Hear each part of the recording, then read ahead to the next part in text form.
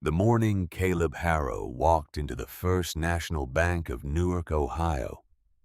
He carried 3 documents in a leather folder that had belonged to his grandfather.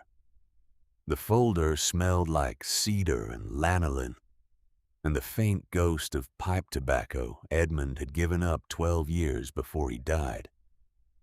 Caleb was 19 years old. He had driven 9 miles through March mud to get here, and he had not eaten breakfast, and he did not intend to leave without what he came for. The loan officer's name was Arthur Fenn. He was 50 years old, broad across the shoulders in the way of men who had once been physically strong, and had since redirected that energy into the authority of a desk. He wore a good wool suit and a watch chain, and the expression of a man who had made the same assessment 1,000 times and expected to make it 1,000 more. He gestured for Caleb to sit without looking up from the ledger he was closing. Caleb sat. He placed the leather folder on the desk. He opened it and laid the 3 documents in a row the way Edmund had taught him to present anything important, left to right. Deed will business plan. The business plan he had written the previous night by lamplight, 4 pages in his own handwriting, divided into sections. Livestock selection, feed cost projected, revenue timeline, infrastructure notes. Fenn looked up. He picked up the deed. First, read it, set it down. Picked up the will. Set it down faster. Picked up the business plan and moved through it the way a man moves through mail he already knows he will not act on. 30 seconds, perhaps less. He set it on top of the others and looked at Caleb over the rim of his glasses. His voice when he spoke had the particular softness of a man who believed he was being kind. "Mr. Harrow," he said, "you are 19 years old.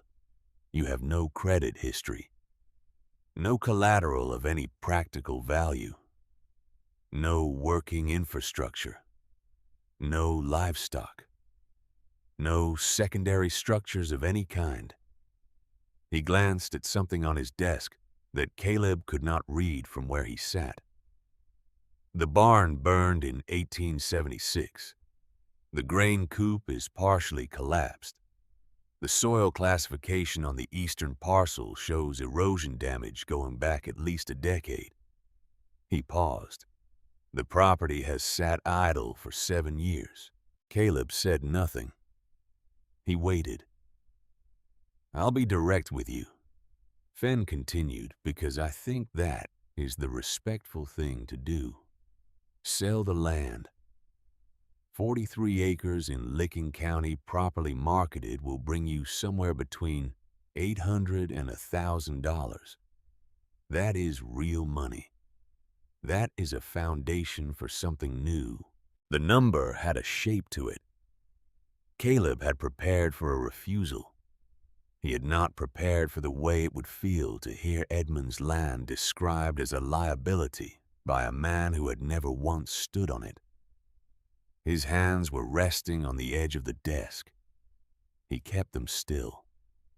"I appreciate your time," he said. He gathered the 3 documents, aligned them against the edge of the desk, and slid them back into the leather folder. He stood before Fenn had time to offer anything else. He buttoned his coat. He walked out of the bank into the cold March air of Newark, Ohio, which smelled like mud and chimney smoke and the particular rawness of a season that had not yet committed to anything. He untied his horse from the post in front of the bank. The animal was a bay gelding named Porter that Edmund had bought in 1877, and he had been doing his job on this land longer than Caleb had been doing his. Caleb stood with one hand on the horse's neck for a moment, not looking at anything in particular, just feeling the solid warmth of the animal under his palm. Then he climbed up and drove the 9 miles home at a pace Porter set himself. The road was soft from snowmelt, the ruts deep, the light flat and gray under a sky that could not decide between winter and spring. Caleb did not think about Fen. He thought about the property the way he had been thinking about it since the morning of the 14th of January when Edmund Harrow had died in the front bedroom of the house on Dry Creek Road at the age of 71, leaving behind 43 acres of untended pasture, one collapsed grain coop, no barn, a sound. Well, a clean creek and a grandson who had just turned 19. The property came into view from the top of the last rise the way it always did. The house first, its white paint gone gray in the overcast light. The north corner of the foundation, visibly lower than the south. A tilt so familiar, Caleb had stopped noticing it as a child, and had only recently started seeing it again. The way you see things differently when they become your responsibility. Then the yard, the well, the collapsed coop with one wall leaning against the other, like a man too tired to stand straight. Then the field's 43 acres of what had been pasture and cropland and orchard, now gone to tall grass and thistle, and the particular silence of land that has not been worked in 7 years. No barn. The barn had burned on a Tuesday in August of 1876. Lightning strike on a dry summer. Edmund had been 64 years old, and he had not rebuilt it. At the time, Caleb had been 12 and had understood it the way children understand financial disaster, as a fact with no explanation attached.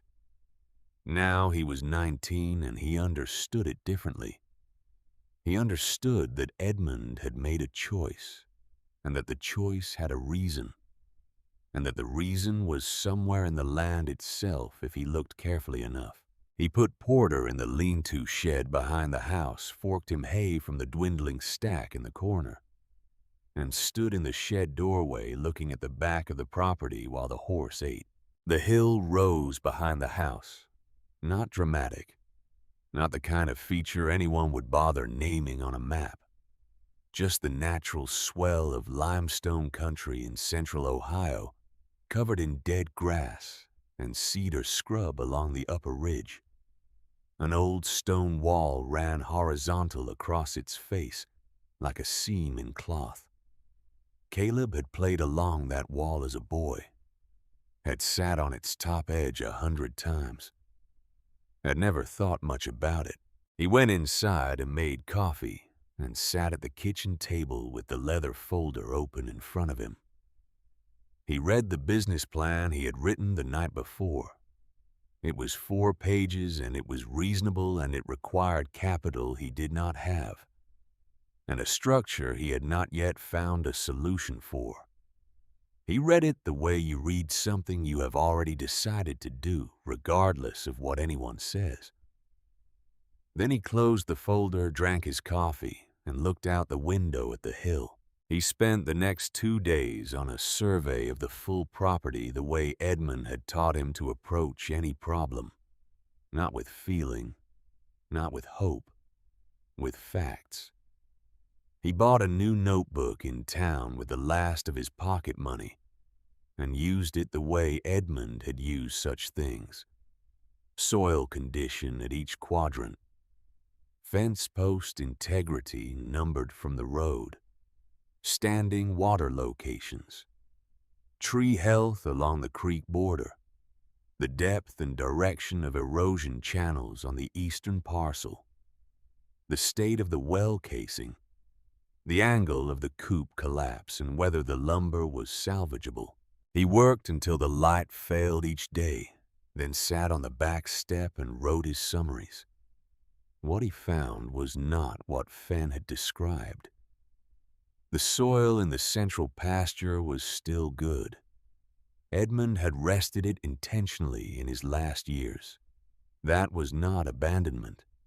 That was a kind of planning that Caleb did not yet have a word for, but recognized when he saw the evidence.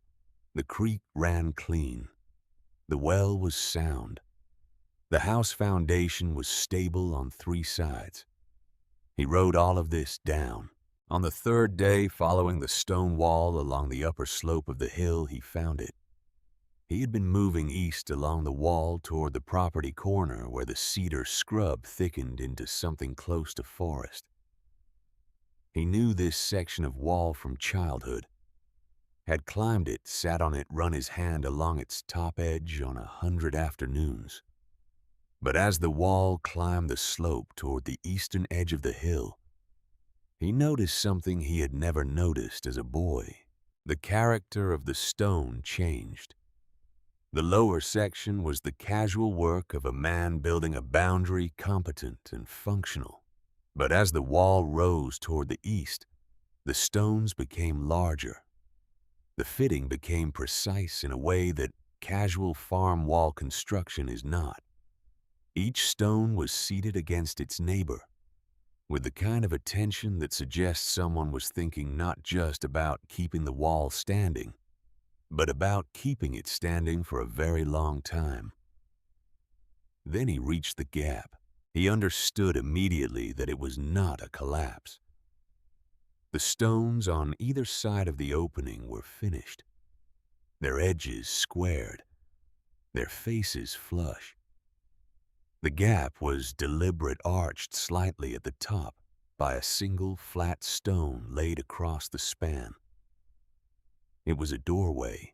The stones at its edges were worn smooth, a rounding at the corners that comes from thousands of repetitions of the same contact. A sleeve brushing the same stone as a body passes through. Wild rose had grown up across the opening, the canes as thick as his finger. The kind of growth that takes decades to establish. Caleb pulled his coat cuffs over his hands and pushed through. The thorns caught anyway. He did not stop. On the other side of the rose, a short passage between the wall and the hillside, no more than 4 feet deep, floored with packed earth. At the back of this passage, set directly into the face of the hill, was a door. He stood still for a moment and simply looked at it. The door was wooden plank construction, the boards vertical, their surfaces weathered past any color into a deep gray-brown that was almost the color of the stone around them. The frame was cut stone, the jambs fitted with the same precision as the wall outside. Iron strap hinges, hand-forged, ran horizontally across the planks at 3 heights. The hardware was the kind made by a blacksmith who intended his work to outlast himself. The padlock was hanging open, not broken, not forced. Hanging on the shackle loose the way a lock looks when someone has removed it intentionally and set it back without engaging the mechanism. The rust on the lock body was uniform and old. Whatever hand had left this lock open had done so a very long time ago. Caleb reached out and took the lock in his palm. It was heavier than he expected. He turned it over. No maker's mark he could read. He set it on the stone sill and put both hands on the door. It did not move. He pulled harder, shifting his weight back onto his heels, using his whole body rather than just his arms. The door shuddered, scraping stone. Then a gap of 6 inches. Then a foot. Then it swung far enough that he could turn sideways and slip through. The air that came out was cold and dry, not cellar damp, not the soft rot smell of enclosed earth. Cold like the deep side of a stone foundation in January. Dry like the inside of a flour barrel carrying only the faint mineral suggestion of limestone that had been resting against itself for a very long time. He slipped through the gap. The darkness inside was total, the kind that sits on your eyes like a physical pressure. Caleb stood still with his hands at his sides and let his breathing slow. He had not brought a lantern. He had come out this morning to survey fence posts. His eyes found nothing because there was nothing to find. No window, no crack, no ambient source. Just complete dark, which is its own kind of information. It's no drip of water, no movement of air across his face, no sound except the faint protest of his own coat as he breathed. He became aware of the ceiling first, not by sight, but by a quality of the sound around him, an absence of echo where echo should be, which meant mass above him at close range. His right hand found the wall, stone dry, slightly rough with the texture of dressed limestone. He moved his palm along it and felt the coursing of the masonry regular and level, the work of someone who had used a line. He followed the wall to his right for approximately 12 feet before his hand crossed an iron ring, cold and solid, bolted through the stone with a backing plate he could feel on the face. He stopped, moved his hand further. Another ring. He counted by feel. 6 rings evenly spaced along this section of wall. The floor was packed earth smooth under his boots level. He took 3 careful steps forward, and his outstretched hand found vertical boards. A partitioned chest high with a gap, and a swinging section at the near end. A gate opening inward. He pushed it. The leather hinge moved without sound. He was standing in a livestock stall. He measured it by feel and pace. Approximately 6 feet wide, 8 feet deep. Solid partition on 3 sides. The gate he had just pushed through on the 4th. The floor inside had a slight depression in the center, a channel angled toward the back. Deliberate drainage. He backed out of the stall and moved forward. Another stall. Another. A 4th. All identical in construction. All dry. All with that same faint mineral smell and nothing else.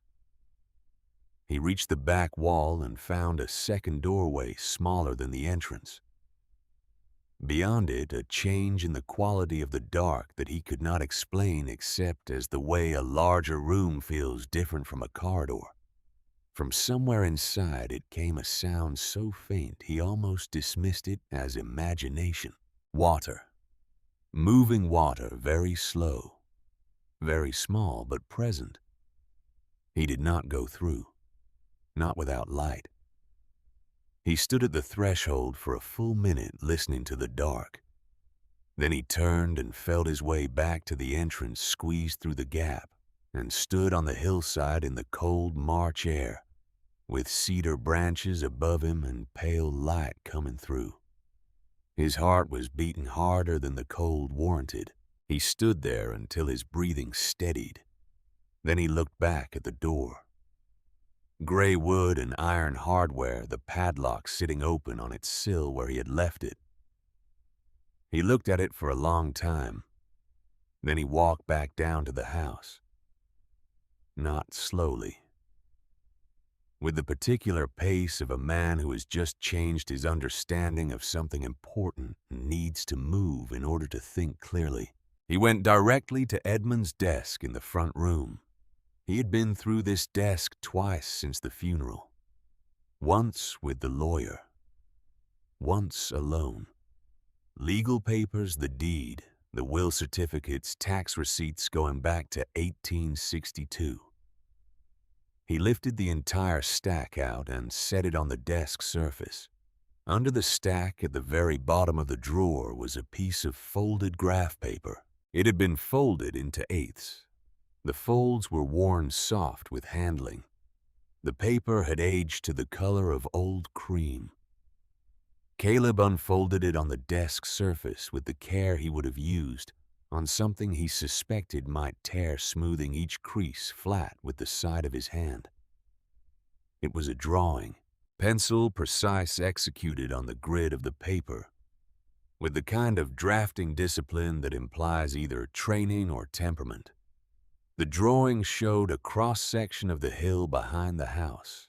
He recognized the slope profile immediately, the angle of rise, the approximate position of the stone wall, the outline of the cedar scrub along the upper ridge. Within that cross-section, rendered in careful lines, 3 rooms. The first room was large, with rectangles along the walls that could only be stalls. 6 of them on the left side. The right side showed 4 more, with a central passage between them. The second room was broader, with a symbol near the back wall that he had seen on mechanical drawings Edmund had kept in a separate folder. A hand pump. The third room was irregular in shape, its walls following the natural contours of the limestone connecting the rooms through passages whose dimensions were noted in small numbers. Angled lines emerged from the second and third rooms through the roof of the cross-section. Ventilation shafts. The drainage channels he had felt under his feet in the first room were there on the paper, their slope angles specified. A notation near the base of the second room showed the pump connected to a water source below the floor, drawn as a series of concentric circles meant to indicate depth. In the upper right corner of the drawing in handwriting, he did not recognize not Edmund's cramped backslant, but something larger, more deliberate. Each letter formed with care, as if the writer wanted it to be readable decades later. Livestock shelter built by E. Harrow, 1858 to 1861. Stone from the upper field, 40 degrees year-round. Built to last. E. Harrow, Ezra Harrow, his great-grandfather. The man who had come to Licking County as a young man, cleared this land by hand, built this farm. From nothing raised Edmund here, and died in 1871, at the age of 67, 14 years before Caleb was born. Caleb sat down in Edmund's chair and looked at the drawing for a long time without touching it. 3 years, 1858 to 1861. Ezra had built this during the same years the country was coming apart at its seams, when iron and lumber were expensive, and getting more so when half the men in the county were enlisting or arguing about enlisting. So he had pulled stone from his own upper field, which explained why that field was so clear, and the hill was so rocky, and he had fitted it into the hillside behind his house with a precision Caleb had just run his hands across in the dark. He looked at the ventilation shafts on the drawing, 2 of them angled to emerge on opposite faces of the hill. He had not found them from outside because he had not known to look. He thought about the air in the first room, not stale, not depleted, moving without any detectable source. The angles of those shafts were specific, not vertical, but oblique, cutting through the rock at a shallow pitch. He thought about what that would do. Hot air rising on one side, cool air drawn in on the other. No mechanism required, just physics. Ezra Harrow had understood something about how stone and air behave together. He had applied that understanding over 3 years, with nothing but hand tools and time. Built to last. Caleb folded the drawing carefully along its original creases and held it in both hands for a moment. Then he put it in the leather folder alongside the deed and the will and the business plan that Arthur Fenn had dismissed in 30 seconds. He spent the rest of that afternoon preparing. He found the lantern in the shed, cleaned the chimney glass with a rag, checked the oil level, trimmed the wick. He found the measuring tape from the tool chest, a good brass-fitted cloth tape Edmund had kept coiled on its spool. He found the notebook he had bought for the survey and saw he still had 30 pages unused. He sharpened 2 pencils. He filled his canteen from the pump and set it on the kitchen table beside the lantern and the notebook and the tape. In the morning, he would go back to the hill with light. He woke before the sun and sat in the kitchen with coffee, looking at the items arranged on the table. Outside the window, the sky was still dark stars, visible between clouds, moving fast on a northwest wind. He thought about Fenn. He thought about the number $800 which Fenn had offered as the ceiling of what the land was worth. He thought about what Fenn had seen when he looked at the property on paper. An absent barn, a collapsed structure, 7 years of untended fields, a liability. He thought about what Fenn had not seen, had not known to look for. He pulled on his coat and boots. He was halfway up the slope when he heard wagon wheels on the road below. He stopped and looked back. A wagon was pulling off the road toward the property, moving at a deliberate, unhurried pace. The man who climbed down from it was 58 years old, built like someone who had spent every one of those years doing physical work and had not considered stopping. His coat was good quality, his boots better. He moved with the ease of a man who owned 200 acres to the west and knew it. He crossed the yard toward the back of the house without hesitating. When he did not find Caleb there, he looked up the slope and found him standing on the path. Caleb Harrow, not a question. His voice was even and unhurried. Silas Vance, my land runs along your western fence line. He did not offer his hand. He put his thumbs in his coat pockets and waited. The fact that he knew the name before it had been offered arrived in Caleb's mind as a small, clean fact to be noted. Caleb had not introduced himself. He had not been seen in town more than twice since Edmund's funeral, and on neither occasion had he spoken to anyone he did not already know. "Mr. Vance," Caleb said, "I know the fence line." "Then you know the western section needs attention. 3 posts down between the oak and the creek bend." He said it without accusation, the way a man states weather. "I've been meaning to mention it for a while.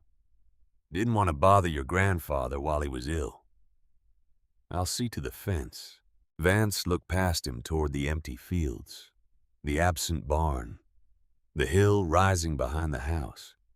His gaze moved across the property with a quality of attention that belonged to people who are calculating rather than simply looking. It moved from left to right, taking in each element: the house, the yard, the eastern parcel, the western fence line. And then, for a fraction of a second longer than the rest, it rested on the slope of the hill above the section of wall where the wild rose grew thickest. Then it moved on. "I'll come to my point," Vance said. "I'm prepared to offer you $800 for the property. Cash.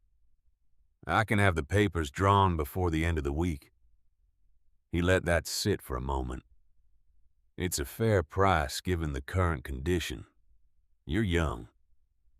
$800 is a real start somewhere else." $800. The same figure Fenn had named almost exactly. The coincidence had a shape to it that Caleb did not yet have words for, but noted with the same precision he used for everything else. "I'm not selling," he said. Vance absorbed this without reaction. the expression of a man recalculating, not conceding. He looked at the hill once more, and this time Caleb watched his eyes with specific attention. The gaze traveled across the slope from the cedar scrub on the upper left toward the eastern wall, and there, for less than a second, it stopped at the section of hillside above the entrance, the section obscured by the wild rose and honeysuckle. Then it moved on as if it had never stopped at all. "It's a hard property to work alone," Vance said. "Most things are." Vance nodded once, the nod of a man who has heard what he expected to hear and is filing it accordingly. He turned and walked back to his wagon. He climbed up without hurrying, took the reins, and drove west along the road without looking back. Caleb watched until the wagon rounded the curve at the tree line. Then he took the notebook from his coat pocket and wrote in the margin of the page where he had been keeping his survey notes. Knew my name, did not ask the acreage, did not ask the soil condition, already knew the price, looked at the hill. He drew a line under it.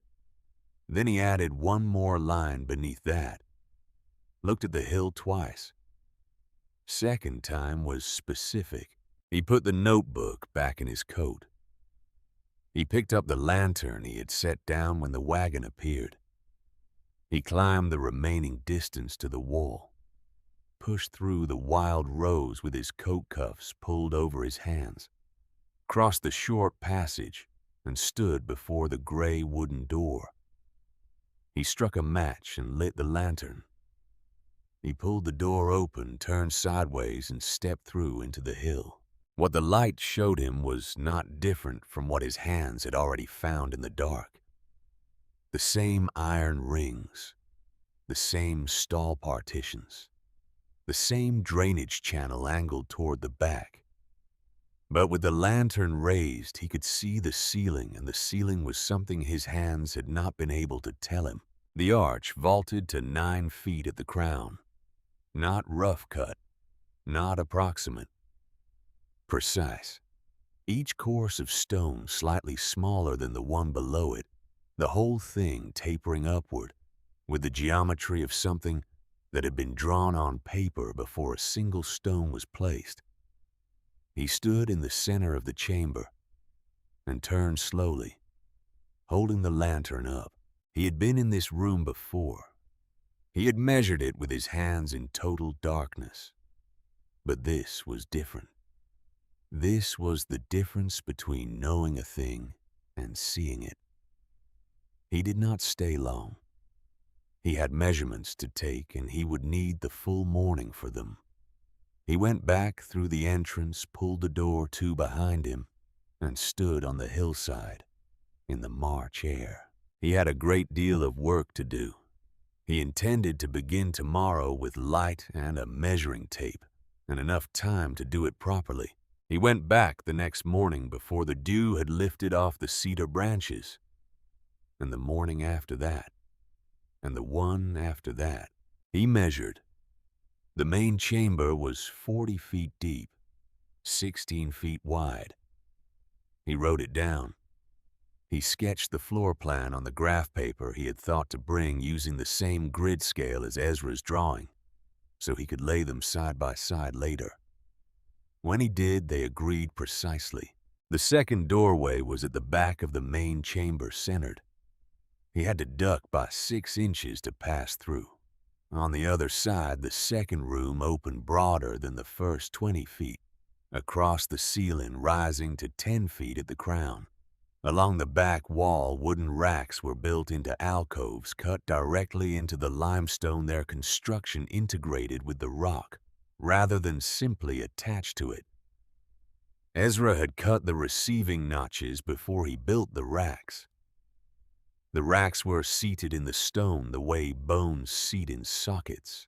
The pump was in the near corner of the second room, a hand pump over a basin cut from a single piece of limestone. The basin approximately 3 feet across and a foot deep. The pump mechanism was iron old and surface rusted but mechanically intact. Caleb worked the handle, stiff at first, then gradually loosening. 20 strokes. 30. The pipe gurgled.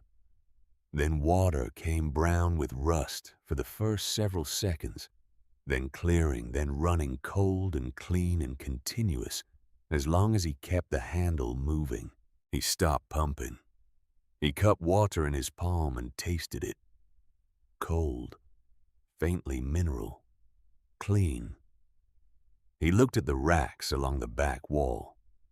They could hold 2 full seasons of hay above the floor, protected from moisture, accessible without lifting above shoulder level. Ezra had thought about this. He had thought about the person who would use these racks, the work of their arms, the angle of their reach. He had built for a body doing work, not for an abstract idea of storage. The third doorway was smaller, set in the left wall of the second room near the back.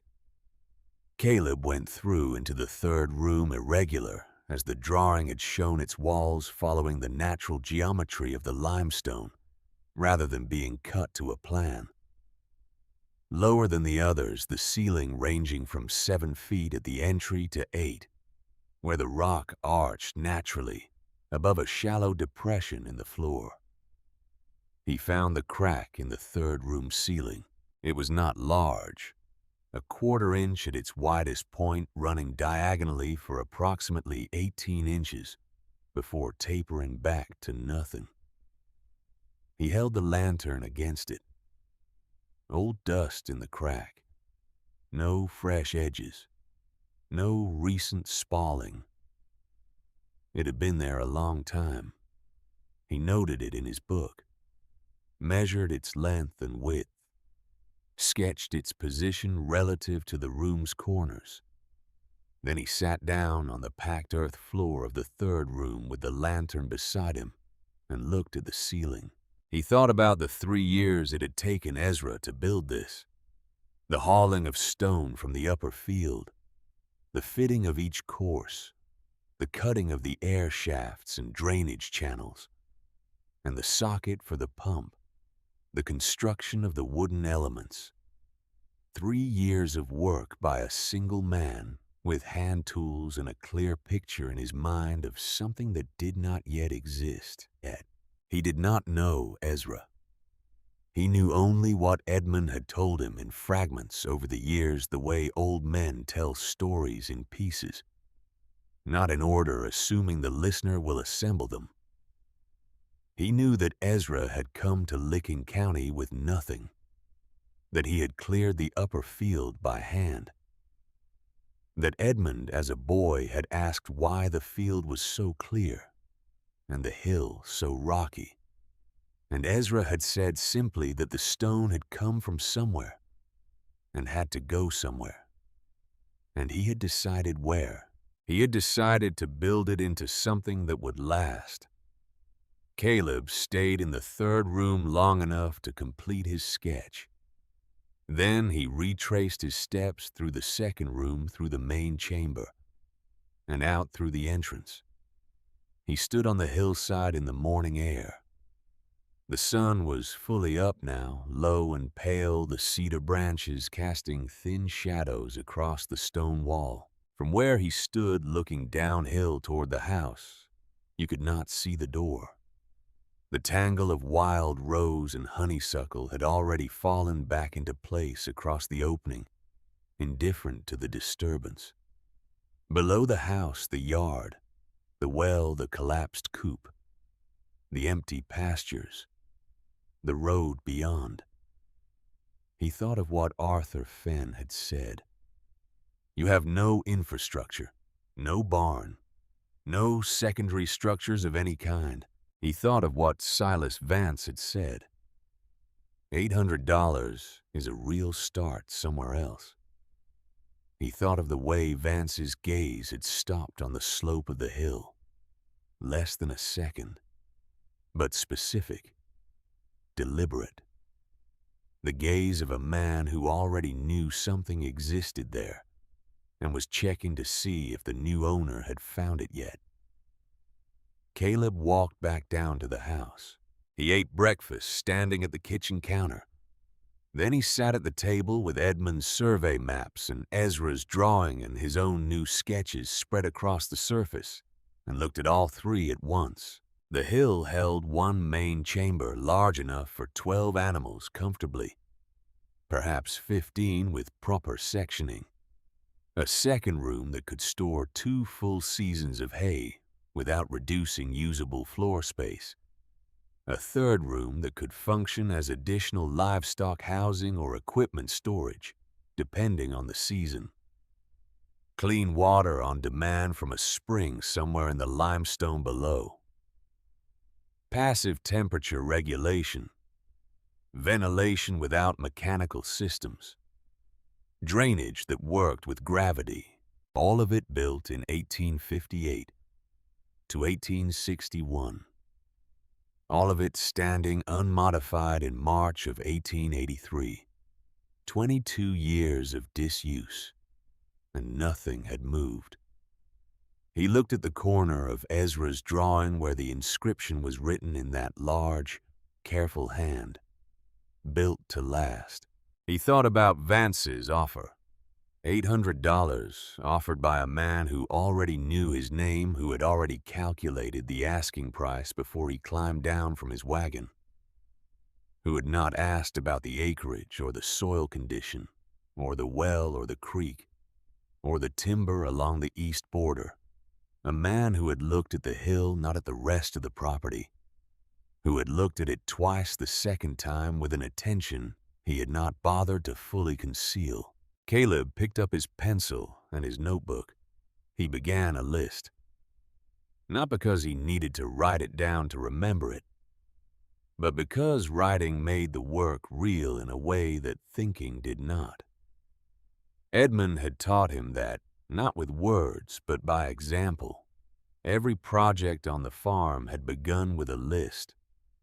Every list had become a task. And the paper trail of those lists was the actual history of the place, more honest than any deed. Materials first. Fencing panels. Wire. Gate hardware. Water troughs. Straw bedding. A full pallet of hay and a second to supplement whatever he could store on Ezra's racks before the season changed. A thermometer because he needed numbers, not impressions. Tools he mostly had. Edmund's collection was thorough. The man had never thrown away a useful tool, and his shed held the accumulated hardware of 40 years of farm work. He would need credit at Fletcher Dunn's farm supply in town. 60 days. He had the deed and Edmund's 30-year account history behind it. He would need an engineer to assess the structure before he put animals under it. He would find one. He looked out the window at the hill, from the road, from the yard. From every accessible angle, there was nothing to see. Grass, cedar scrubbed the old stone wall running across the lower slope, the wild rose and honeysuckle that had been growing over that section of wall for years. No indication of what lay behind and beneath it. He turned back to his list and kept writing. The morning was almost gone. He had a great deal of work to do, and he intended to begin today. And he was not going to sell the land, and no one who had looked at this property from the outside had any idea what they were actually looking at. That, he thought, was exactly where he wanted to be. The lantern Caleb carried into the hill on the 4th morning burned steadily in air that did not move against the flame. That was the first thing he noticed when he began measuring in earnest. A candle flame in a room with poor ventilation flickers from its own heat. A flame in dead air stands straight and still. But this flame did neither. It burned with a slight continuous lean, barely perceptible, consistent, always in the same direction. Toward the back of the main chamber. He held the lantern at arm's length and watched it for a full minute. The air was moving, not from any source he could identify, not from the entrance behind him, which he had pulled nearly closed. From somewhere deeper in the structure, or through the structure itself, a slow and steady draw pulling air from the entrance toward the back rooms. He thought about the ventilation shafts on Ezra's drawing, the oblique angles, the way they emerged on opposite faces of the hill, one drawing cool air in from the shaded north slope, one releasing warm air on the south side where the afternoon sun hit the limestone and created a temperature differential that moved air through the rock the way a chimney moves smoke. No mechanism, no maintenance required. Just physics working the same way it had worked since 1861. He set the lantern on one of the iron rings and opened his notebook to the first fresh page. He spent 3 full days mapping every surface. This was not sentiment, and it was not caution for its own sake. He had 3 animals arriving at the end of the week, and he intended to know exactly what he was putting them into before they arrived. Evidence was not the same as proof. The fact that the structure had stood for 22 years of disuse told him what had happened. It did not tell him with certainty what would keep happening. He started with the ceiling of the main chamber. He worked section by section, pressing both palms flat against each course of stone, feeling for give, for powder, for the hollow resonance that signals a cavity behind the face. He found none. The stones were as dense against his hands as the day they had been laid, each one bearing the weight of the courses above it, with the indifferent solidity of limestone that has had a long time to settle into its position. The construction was dry stacked throughout, no mortar, which meant no lateral cracking, no crumbling at the joints, no evidence of water infiltration at any point along the span. He recorded every section in the notebook. 42 linear feet of ceiling surface checked by hand, noted by position. Then the walls. Then the floor, which he walked on his knees with the lantern close to the ground, looking for subsidence, for soft spots, for the slightly darker color that indicates buried moisture. Nothing. The second room took another full day. The racks along the back wall he tested by climbing them, putting his full weight on each shelf in sequence. The wood flexed slightly, old growth, still elastic but did not crack, did not separate from the alcove walls, did not shift at the joints where the timber met the cut stone. The alcoves themselves were integral to the rock. Ezra had cut the receiving notches before he built the racks. They were seated in the stone the way bones seat in sockets, and they would not move unless the stone moved, and the stone was not going to move. He serviced the pump as thoroughly as he could with the tools available, disassembled the valve mechanism, cleaned the leather cup that formed the suction seal, reseated it with tallow from the kitchen, reassembled. The pump moved more smoothly afterward and required fewer strokes to bring water. He noted this in his book and added a follow-up task. Source replacement leather cup before winter. On the 3rd day, he went into the 3rd room and stood in the center of it for a long time without writing anything. The 3rd room was the one that had bothered him from the first time he entered it, without his quite knowing why.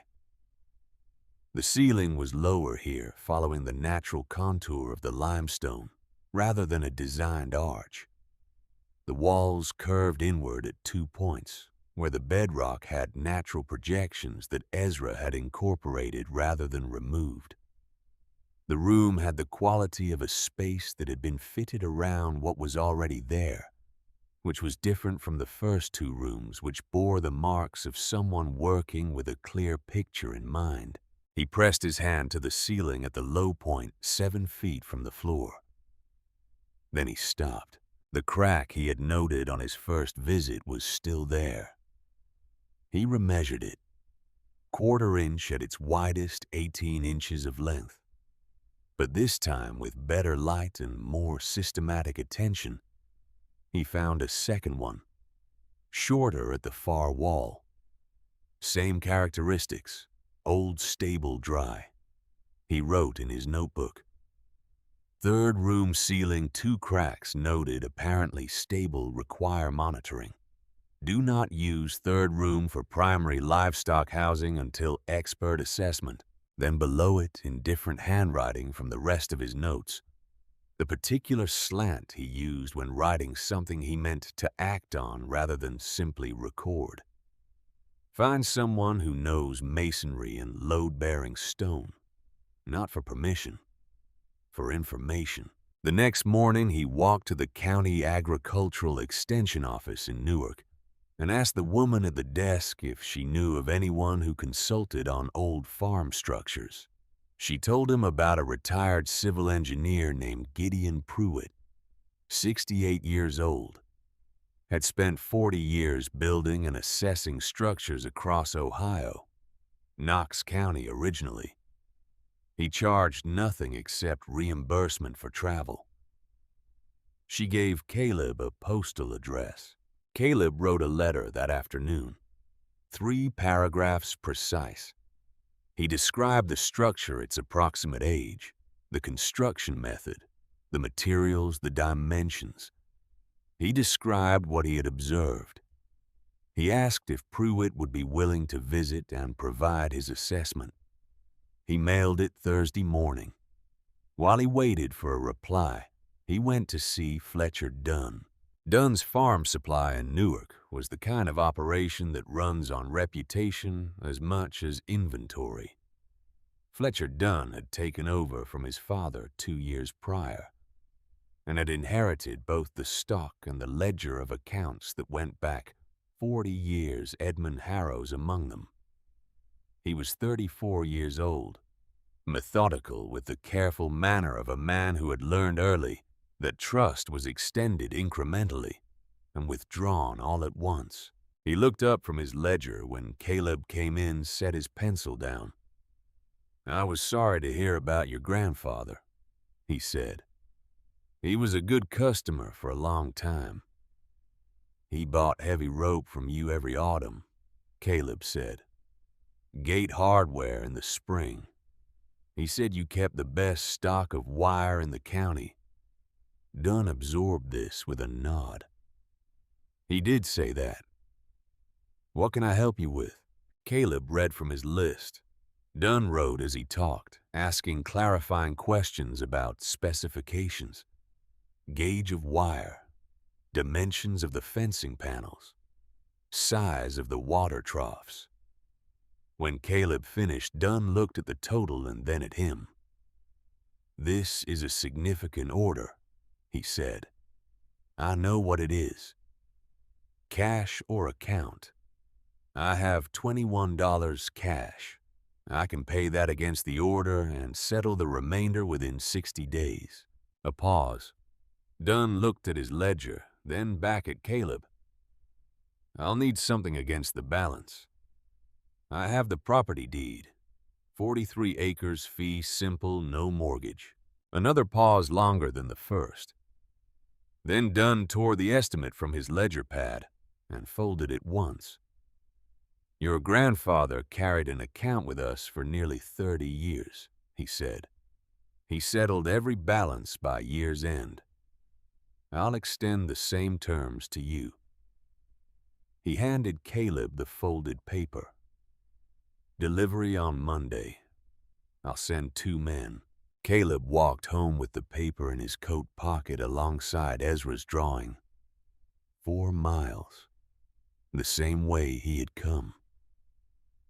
He was aware with each step of the gap between what he had agreed to pay and what he currently had. 60 days. He needed to be generating income before 60 days elapsed. The delivery came Monday as promised. 2 men on a flatbed wagon, both older, both moving with the deliberate efficiency of people who had unloaded farm equipment their entire lives. They stacked panels and troughs in the pattern Caleb directed near the base of the hill under the oak tree that served as a navigation landmark. When the wagon was empty, one of them straightened and looked at the pile, then at the hill. "You've got a place to put all this." "I have a place." He looked at the hillside. Nothing in his expression changed. "Your grandfather was a quiet man," he said. "Good, but quiet." He climbed back up to the seat without asking anything else. Caleb spent 3 days installing the panels.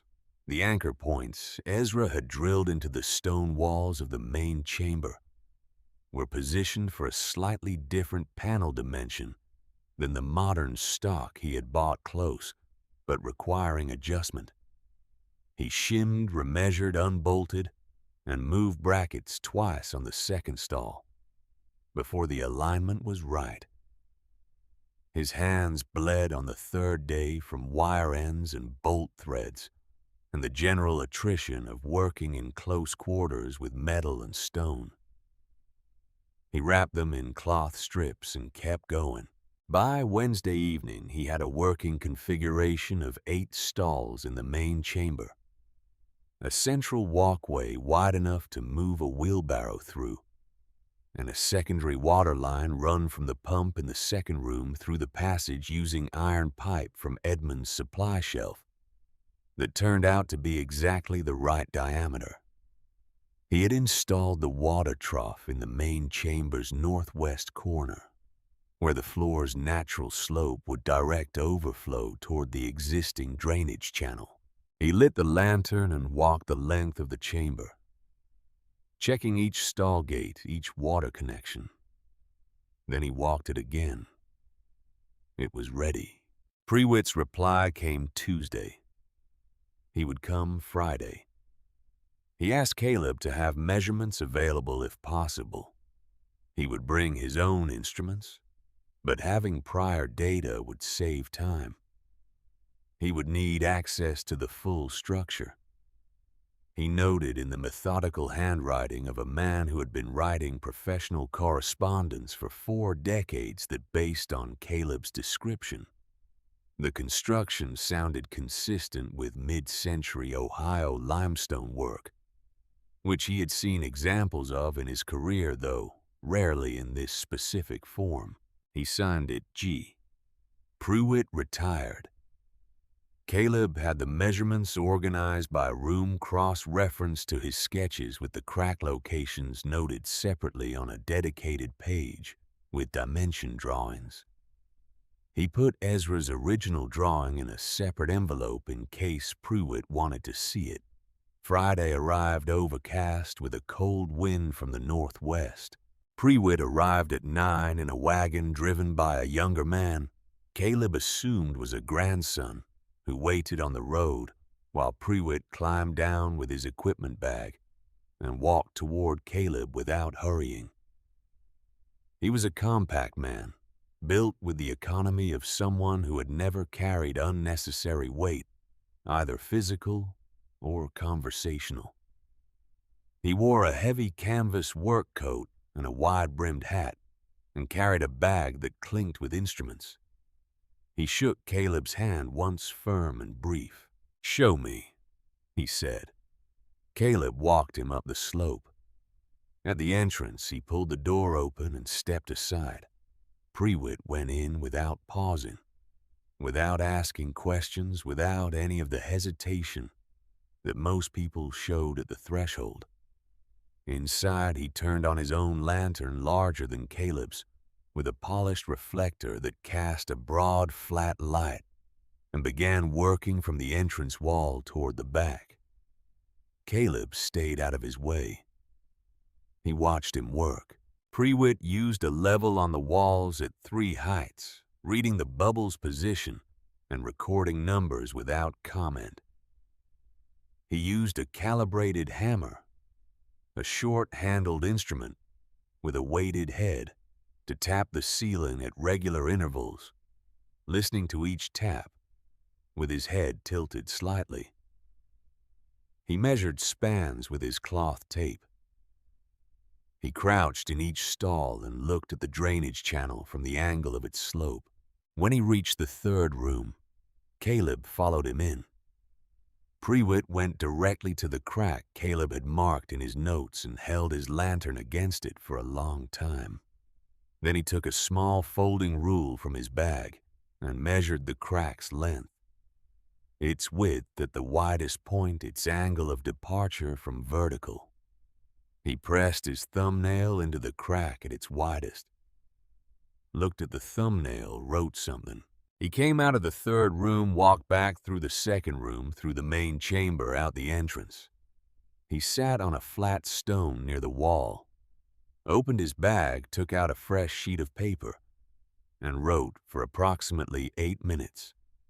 Caleb stood with his hands in his coat pockets and waited.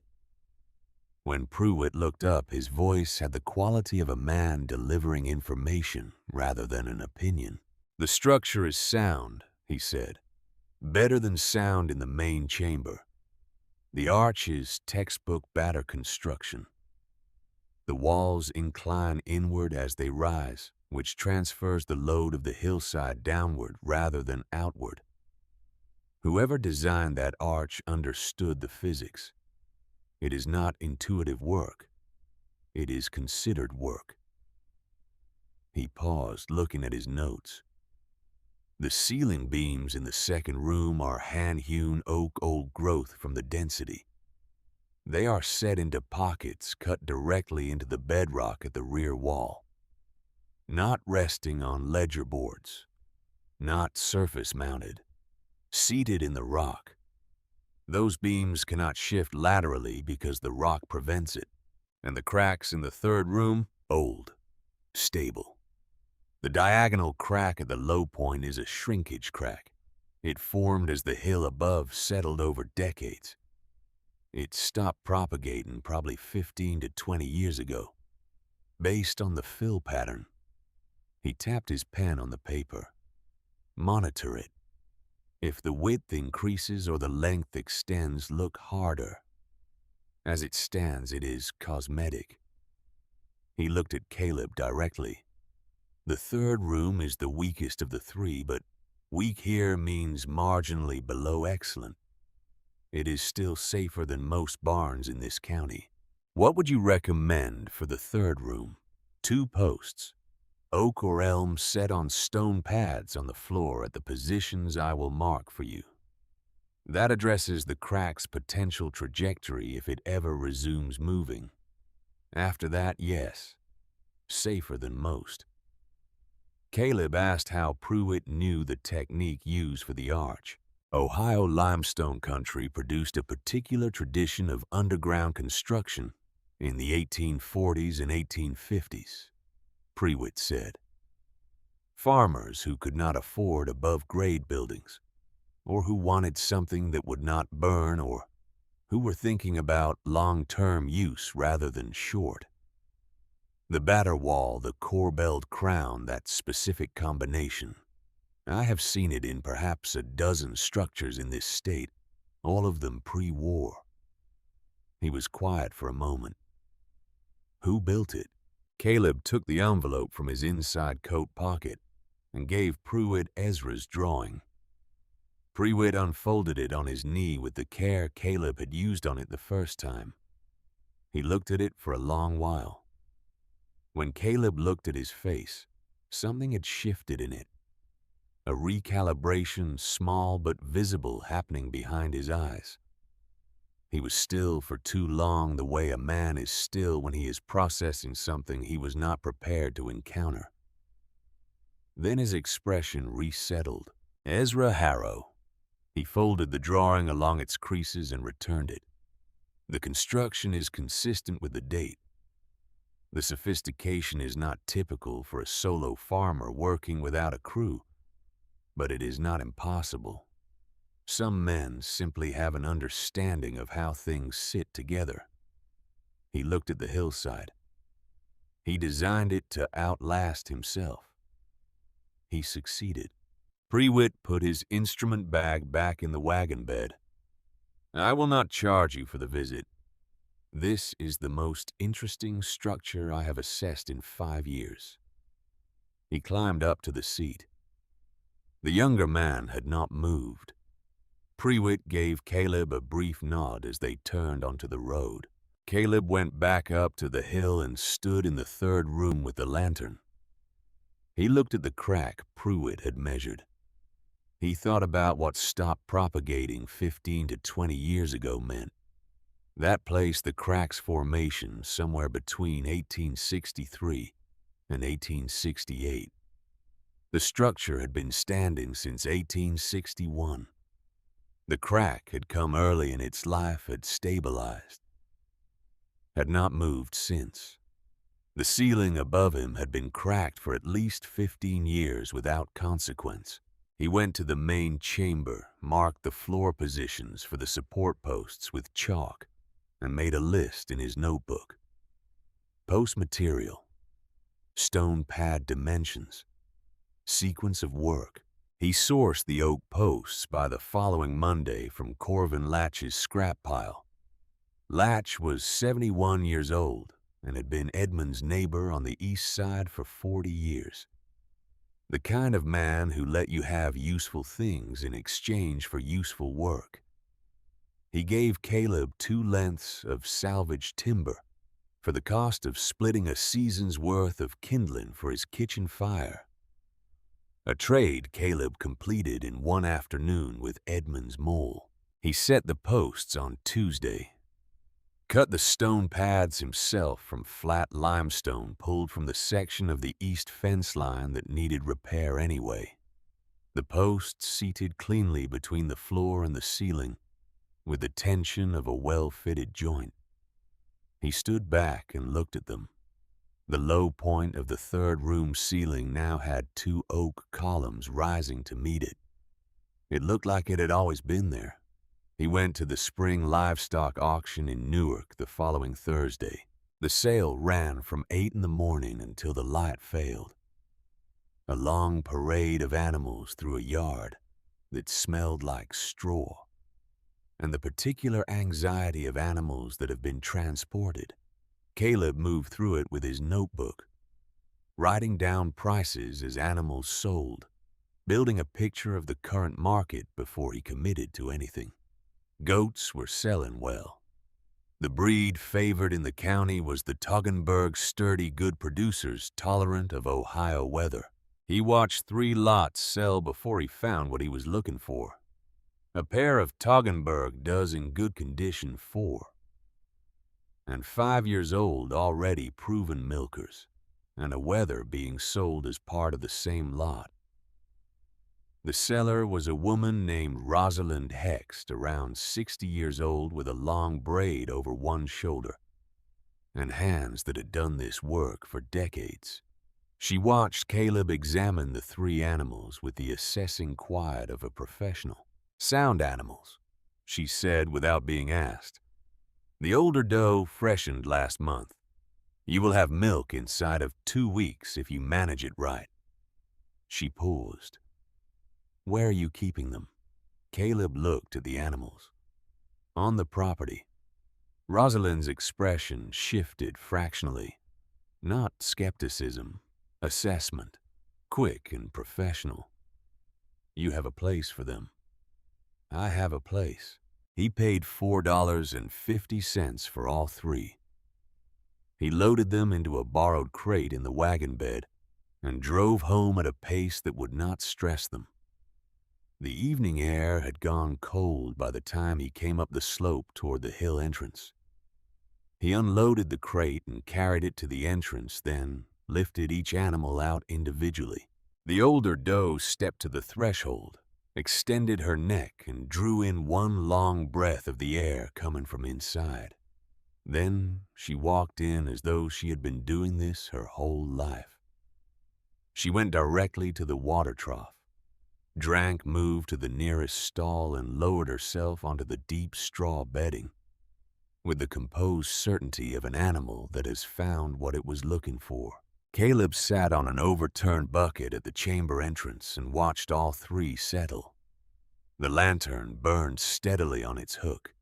The air smelled like stone and straw, and the warm animal presence that had been absent from this space for as long as the lock had been hanging open on the door outside. He stayed until he was certain all three were calm. Then he walked back down to the house in the dark. The following Saturday, he drove to the poultry sale and bought 18 hens, a mix of Plymouth Rocks and Dominiques, both breeds he knew from Edmund's time, both suited to the mild, constant temperature he was establishing in the second room. He also bought 3 ducks from a boy who seemed vaguely embarrassed by them, heavy-bodied Rouen's good layers. He paid $1.20 total for all 3.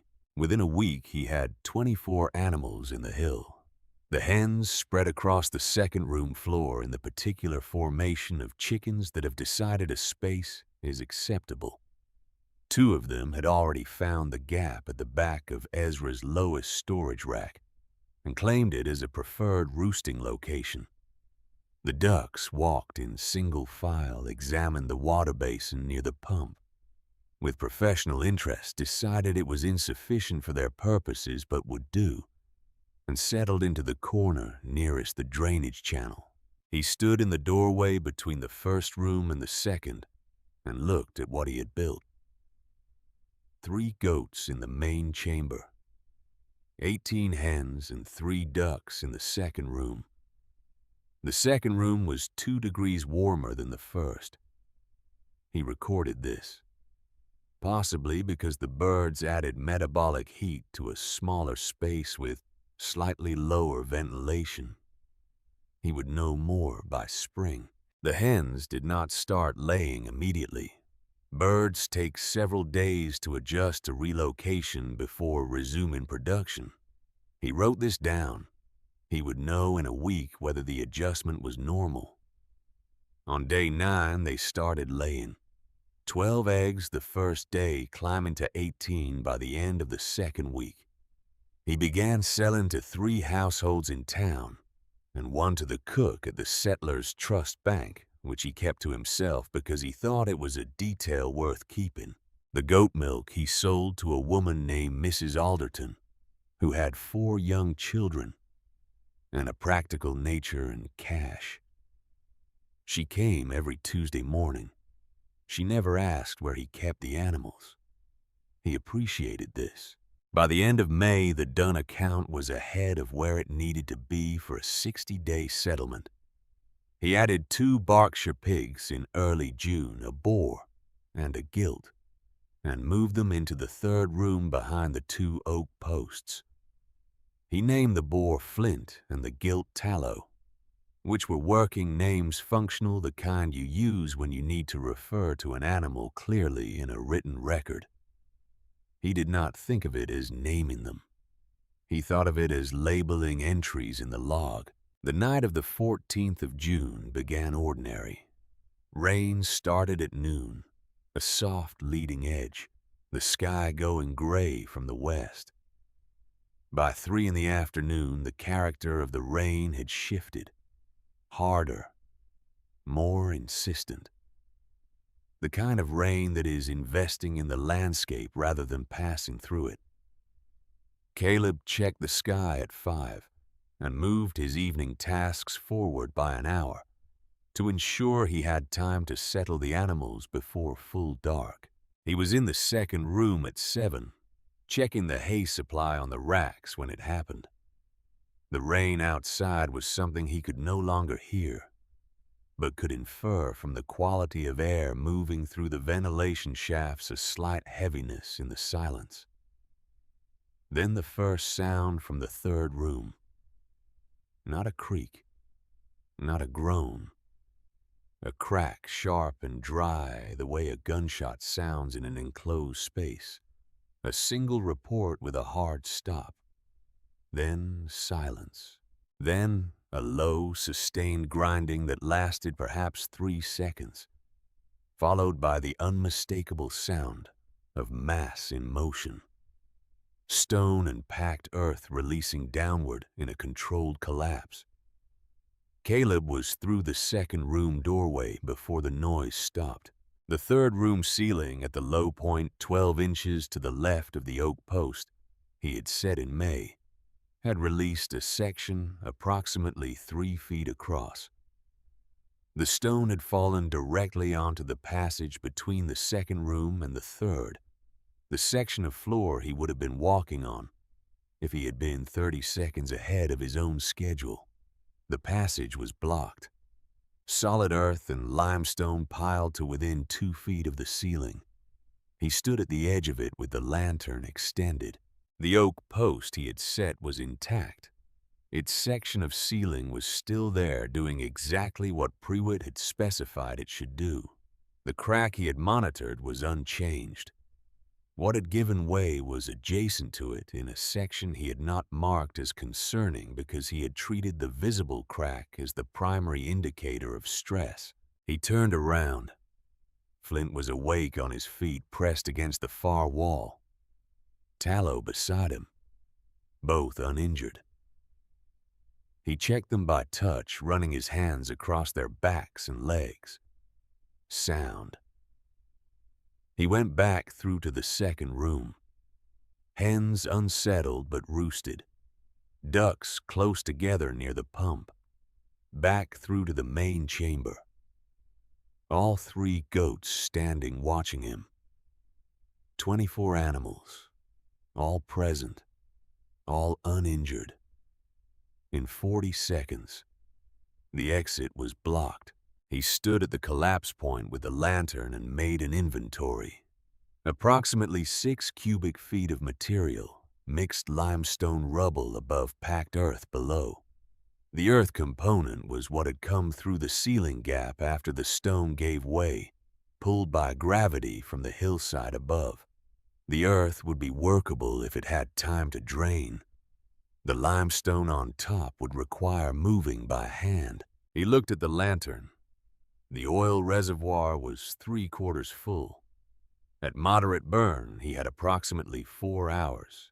He went back to the main chamber, sat against the wall with the nearest goat's warm flank pressed against his left side, and set the lantern to its lowest useful setting. He waited. There was no point beginning before the water content in the passage earth had time to drain through the floor channels. Working wet, compacted earth in the dark was a way to exhaust himself and make no progress. Working it in 2 hours when the drainage had had time to act was a different problem.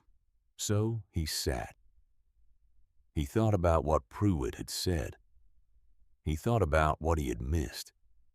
Not to punish himself because that was not a useful activity at 11 at night underground, but because he needed to understand it. He had missed it because he had trusted the primary indicator too completely. Prewitt had pointed at the crack, and he had watched the crack, and he had not given equal attention to the sections of ceiling that showed no visible sign of stress. In a natural formation, stress does not always announce itself before it moves. He would need to map the entire third room ceiling again. Closer attention, smaller grid. At approximately 2 in the morning, he got up, picked up the lantern, went to the block passage, set the lantern on the most stable piece of rubble, knelt on the floor, braced his boots against the base of the right wall, put both hands into the loose earth of the lower section, and pulled the first armload toward him. The earth came freely, drained loose, manageable. He built a working rhythm. Pull deposit to the right, pull again, moving material from the blockage to the open floor of the third room, progressing toward the stone layer in the middle of the pile. The stone layer he cleared piece by piece, the smaller limestone rubble shifting aside with modest effort. the larger pieces requiring both hands, a pivot, a controlled drop to the floor. He worked for 90 minutes. The gap opened at knee height first, then waist height. Then he was through on his hands and knees in the second room passage, his cheek against the cool stone floor, breathing in the cleaner air of the lower level. He stood. He checked the time by the lantern, nearly 4 in the morning. He checked his hands. Lacerated across the palms and knuckles, one thumbnail-torn clothing wet with earth. He went through the main chamber, through the entrance, and out into the night. The rain had stopped. The air outside was cold and washed clean, carrying the smell of standing water in the fields below. The sky was still dark, but beginning to differentiate at the east horizon.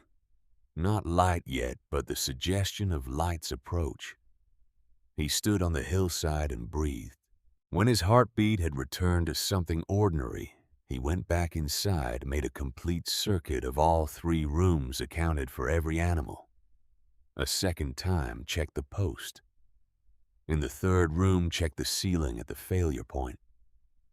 The stone gap was approximately 3 feet across. Through it, he could see compacted earth above, crumbling at the edges. No further movement. The sections adjacent to the gap were stable. He went home, washed his hands, made coffee, sat at the kitchen table with the logbook open to a fresh page, and wrote the date. June 14th to 15th, 1883. 3rd room ceiling failure at non-monitored section adjacent to primary crack.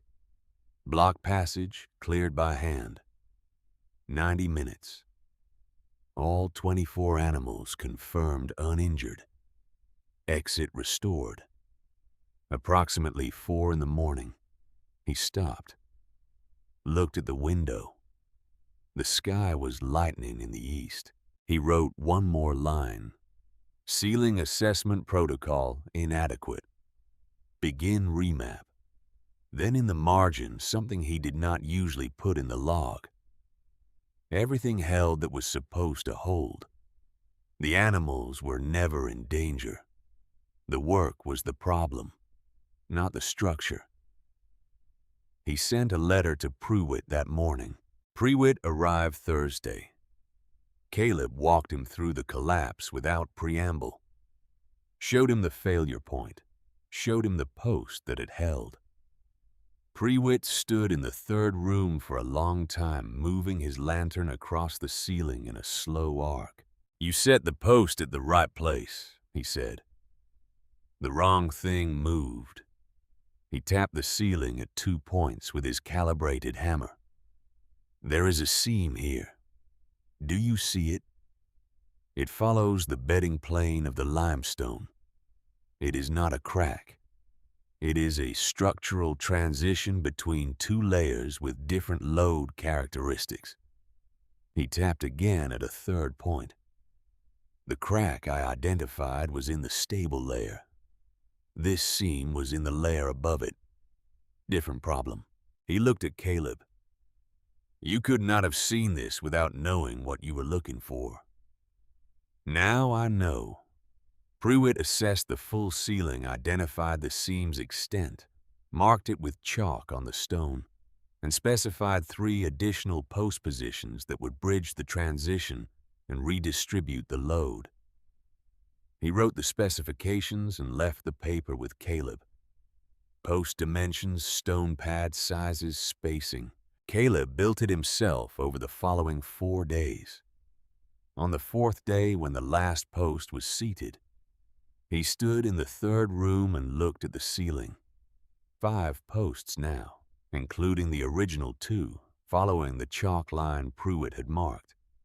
The room looked different, more deliberate, more considered.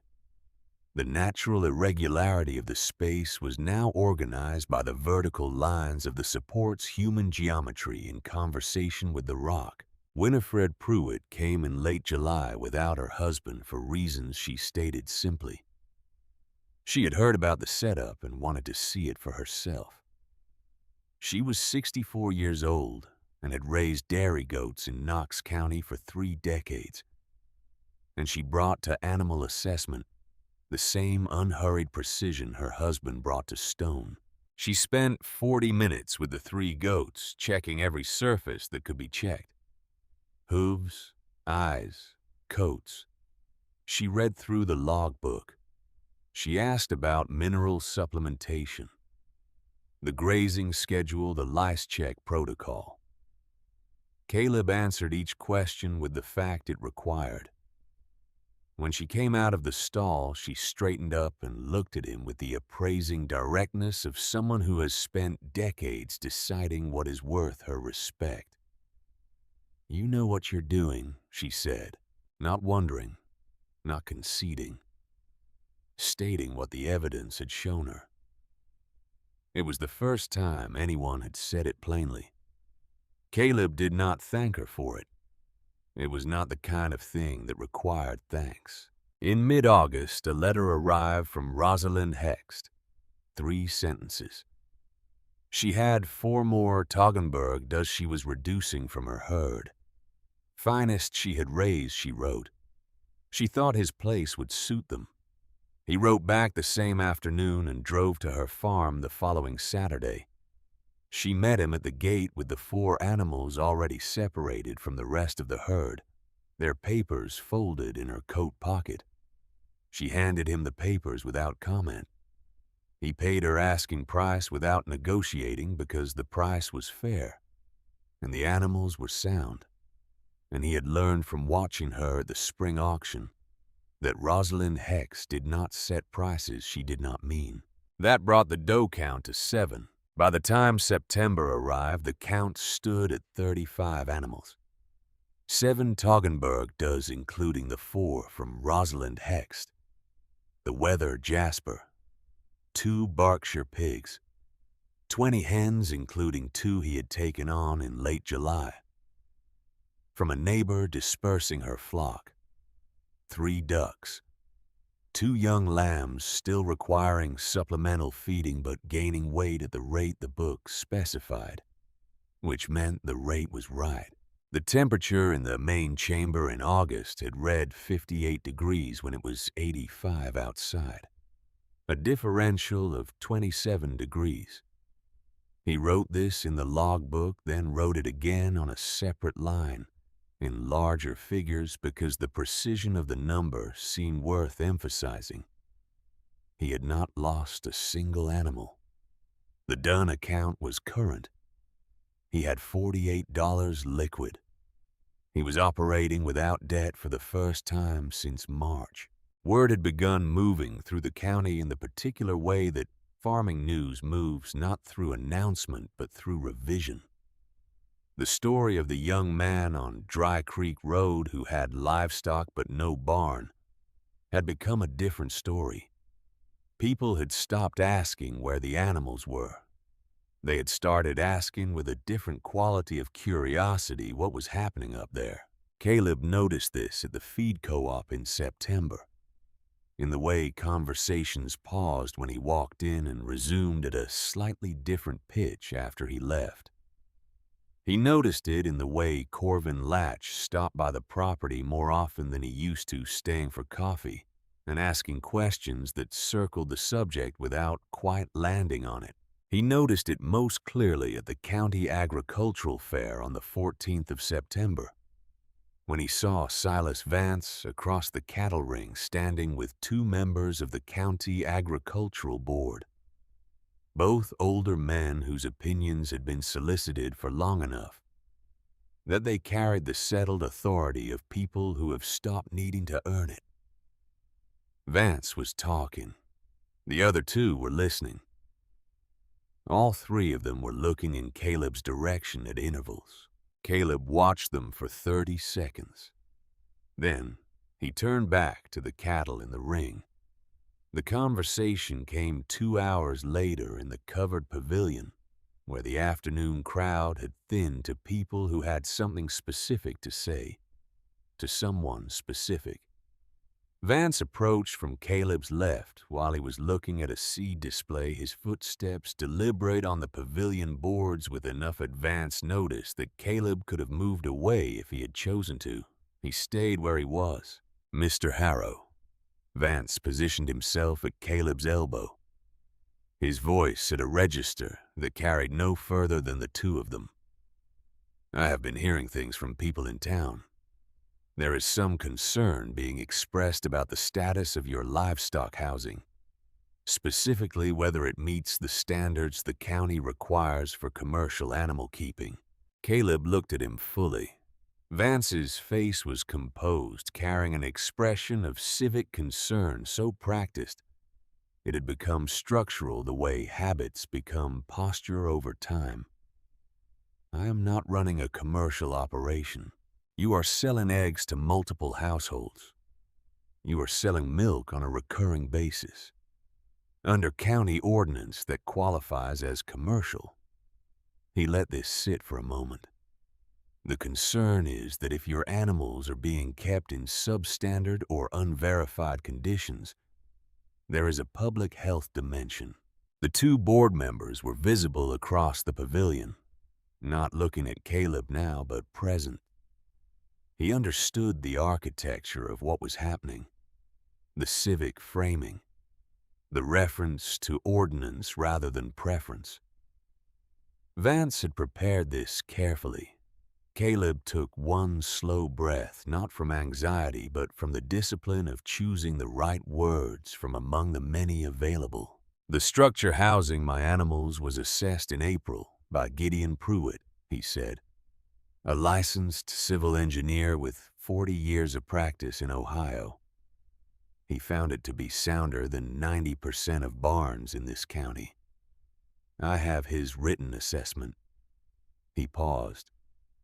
"I also have records of every animal I am keeping, their health status, their feed, their water source. My records go back to March." He looked across the pavilion at the two board members, then back at Vance. "If the county wants to conduct an inspection, I welcome it. I would like them to bring someone who understands masonry and load-bearing stone." Vance's expression did not change in any dramatic way. Something behind it recalculated. "That is a reasonable position," he said with the careful neutrality of someone who had not gotten what he came for, but was not prepared to acknowledge this openly. "Mr. Vance." Caleb kept his voice even. "You have offered to buy my land twice since March. You knew my name before we were introduced. You have looked at my hillside every time you have come to my property." He watched Vance's face. "I am not asking you to explain yourself. I am telling you that I have noticed. Whatever your interest is in that property, it does not change what I am doing with it." He picked up the seed catalog he had set down when Vance arrived. "I hope your cattle do well in the judging," he said, and he walked away at a pace that communicated no hurry and no concern, and nothing except a man who had said what he intended to say and was finished saying it. Corvin Latch found him near the wagon yard 20 minutes later. He arrived at Caleb's shoulder with the purposeful quiet of someone who has a specific thing to deliver. "I saw you talking to Vance," he said. He raised the county ordinance question. Latch was silent for a moment. He looked at the wagon yard instead of at Caleb. "He mentioned it to me last week. Asked if I thought there was a case." A pause. "I told him I didn't know enough about the situation to have an opinion. That was before I thought it through." He finally looked at Caleb. "I'll go to Fenn at the bank if it helps. Tell him you're running a legitimate operation. My word carries some weight there." Caleb had not expected this. He absorbed it without showing that it would help. Latch nodded once the way men of his generation nod when they have done the thing they came to do, and walked back toward the cattle ring without further conversation. Caleb drove home that evening with the logbook on the seat beside him. Porter picking his footing in the gathering dusk, the sky over the hill turning the particular color of autumn dark. He had what he needed. He had it in writing and records, in the structure itself. Whatever Vance had intended with the conversation at the fair, Caleb had met it with evidence rather than argument. The next move was Vance's, not his. He had 35 animals in a structure that had passed through a ceiling failure and a 90-minute repair by hand, and was now more thoroughly documented than any barn in the county. He had a water source that did not freeze. He had passive ventilation and passive temperature regulation, and 2 seasons of hay stored above the floor in alcoves cut from bedrock by a man who had died 12 years before Caleb was born. November came in cold. Prewitt returned the second Friday of the month, bringing a structural draftsman who produced scale drawings of all 3 rooms, cross-referenced to measurements, with the post positions marked the ventilation shaft, angles noted, the drainage channel grades specified. Prewitt wrote his assessment in the draftsman's presence. Signed, it had it witnessed, and handed Caleb 2 copies. Caleb read it standing at the hill entrance in the November cold. The subject structure is a 3-chamber underground livestock facility constructed in limestone bedrock. Estimated date 1858 to 1861. Located on the Harrow property, Licking County, Ohio. Construction method is dry stack batter masonry with corbelled arch ceiling in the primary chamber, supported timber framing in the secondary chamber, and modified natural formation in the tertiary chamber.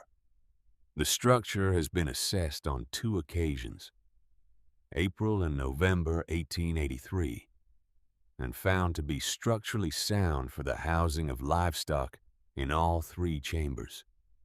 Temperature, ventilation, drainage, and water supply are adequate by any reasonable standard of agricultural practice. This structure is safer than the majority of above-grade farm buildings I have assessed in 40 years of professional practice. He folded the document, put it in the leather folder that now held Ezra's drawing, the deed, the will.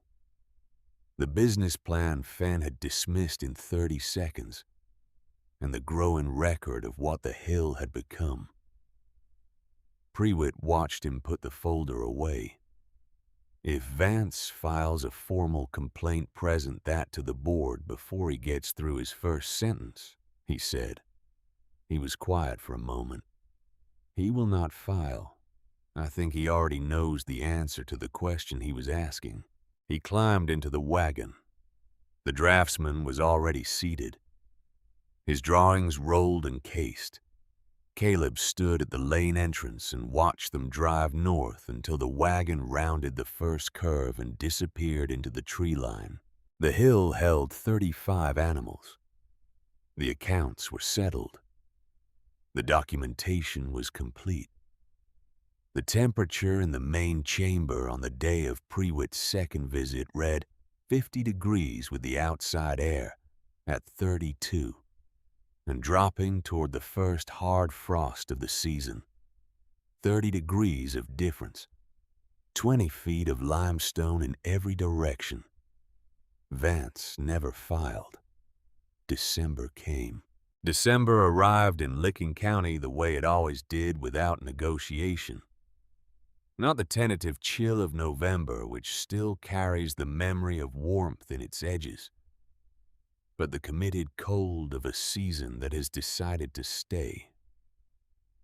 The temperature outside dropped to 18 degrees on the 14th of December and held there for 3 days before recovering briefly and then dropping again. The creek froze between the 14th and the 21st, the surface forming overnight and thickening with each subsequent night until it would bear weight. Caleb tested it with a fence post on the 22nd, pressing down with his full weight at the end of the post. Solid. The hill temperature dropped to 48 degrees in the main chamber. The third room read 46. He recorded these numbers with particular attention because he had been waiting all season to see how far the temperature would go in a genuinely cold December, with hard frost penetrating the ground above and the air outside maintaining a sustained freeze. 48 degrees when it was 18 outside. A differential of 30 degrees. The limestone above was doing exactly what Ezra had calculated it would do when he cut those ventilation shafts at their precise oblique angles in 1859. The animals were unchanged by the cold outside. The goats had thickened in the natural way of goats moving into winter, responding to the lengthening nights and shortened grazing periods. But their appetite was steady, their water consumption normal, their behavior unbothered. The hens continued laying through December, not at their peak rate, but consistently, which was unusual for above-grade housing where lighting and temperature both dropped in winter. The hill's interior, lit by lantern during Caleb's morning checks, provided enough light stimulus to maintain the hen's cycle through the shortest days of the year. He noted this in the logbook with the observation that it might be worth investigating as a formal question in the spring. The lambs had become sheep by December, not mature but substantive. Their summer tentative quality had been replaced by the denser presence of animals that had found their form. He had named them in October, against his own earlier practice of keeping the animals at a working distance in his notation. The male he called Clet. The female had become Clover's particular favorite among all the animals in the hill, a fact Caleb had noted without being able to explain since the two species had no functional relationship. He called her Wren. On the evening of January 6, 1884, the sky changed. He felt it before he saw it. The air pressure dropped in the way that experienced farmers describe as the sky, leaning a heaviness that registers in the sinuses before it registers in the mind. He was in the kitchen cooking the evening meal when he stood still for a moment with the spoon in his hand and looked at the north window. The sky was the color of pewter, heavy and low, moving fast from the northwest. He set the spoon down, put on his coat, and walked outside. The temperature had dropped 8 degrees since noon.